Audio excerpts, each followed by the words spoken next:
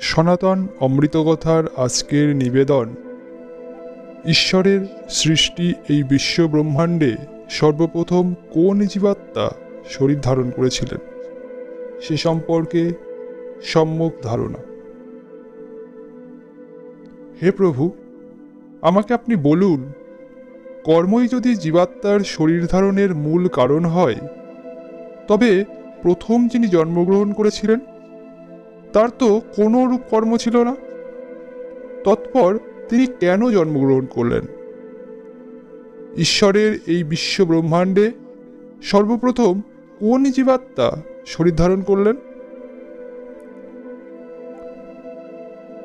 সিদ্ধ যোগী পুরুষ বললেন, হে পরম ভক্ত, এই সংশয় মানুষের মনের মধ্যে উদয় হতেই পারে। আমি এই সংশয়ের অপনোদন করছি, তুমি মনোযোগ দিয়ে শোনো। জীবাত্মার উৎপত্তি পরমাত্মা থেকে। ছায়া যেমন একজন মানুষের শরীরে বিস্তৃত থাকে, তেমনি জীবাত্মা এই দেহকে ঢেকে ফেলেন। আত্মা হলো কোনো জীবের অংশ, যা কোনো শরীর নয়। দেহ যখন জীবিত থাকে তখন তার ভেতরে চেতনাস্বরূপ আত্মা বাস করে, আর মৃত্যুর সময় আত্মা দেহ থেকে বেরিয়ে যায়। হিন্দু বিশ্বাস মতে আত্মা হলো চিৎকণা, যা সকল চৈতন্যময় জীবে পরিব্যাপ্ত। অদ্বৈতবাদীদের মতে জীবাত্মা পরমাত্মারই অংশ। মনুষ্য অবস্থায় জীবাত্মা কৃতকর্ম অনুযায়ী তার কর্মফল হেতু স্বর্গ নরক ভোগ করেন,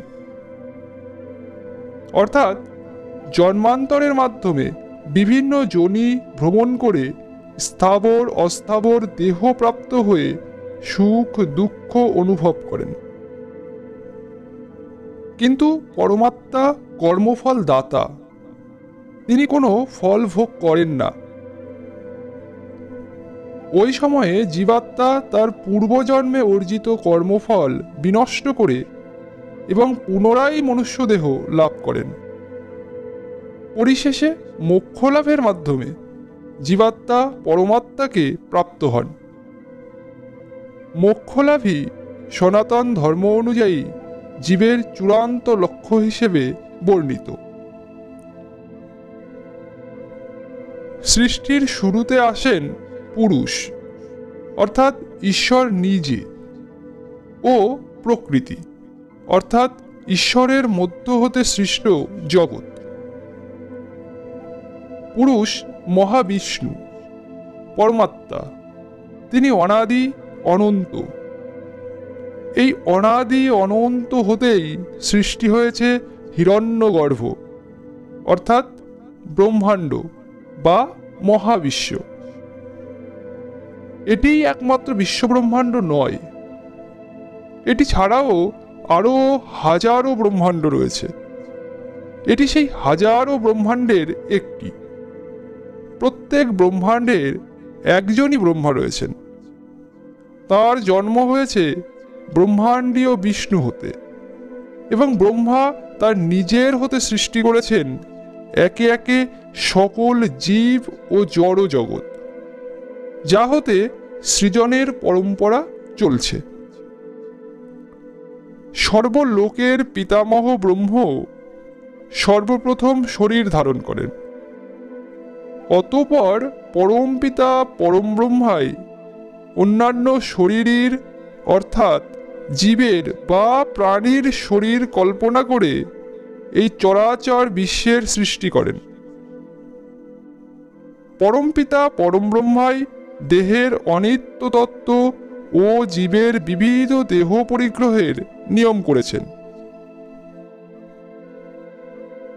জীবাত্মার বসবাস গৃহ, অর্থাৎ বিভিন্ন প্রকার দেহ, এই সকল কিছুই ক্ষর, অর্থাৎ বিনাশশীল। পরন্তু জীবাত্মা ও পরমাত্মা হলেন অক্ষর, অর্থাৎ অবিনাশী। সনাতন অধ্যাত্ম তত্ত্বে শরীর অর্থাৎ প্রাণী, এবং জীবাত্মা ও পরমাত্মা, এই ত্রিবিধ বিশেষণ ভিন্ন ভিন্ন রূপে অবস্থান করে থাকেন। পরন্তু যা কিছুই সৃষ্টি হোক না কেন, সবের মধ্যেই পরমাত্মার অংশ রয়েছে, কারণ তার হতেই সকলের সৃষ্টি। কেননা তিনি জড়তে থাকেন শক্তিরূপে, আর জীবে থাকেন আত্মারূপে। সুতরাং জীবময় যে আত্মা, তাই জীবাত্মা, স্বয়ং পরমাত্মার অংশ। নমস্কার।